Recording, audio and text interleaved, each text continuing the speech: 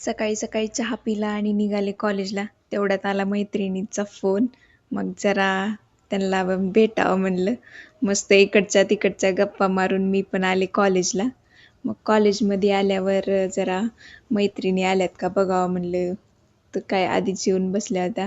किती उशीर ग म्हणून मला शिव्या घालायला आता अवघड आहे म्हणलं.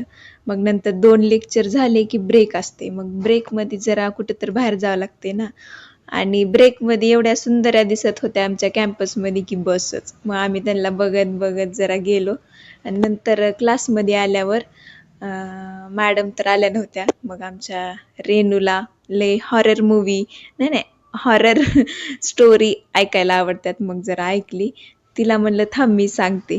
मग मी सांगितले तर सांगू नको म्हणायली मला भीती वाटते. ही मोबाईलमधलं ऐकायला चांगलं वाटते. मग जरा शिवार्थकडे गेले होते आईस्क्रीम घेऊन.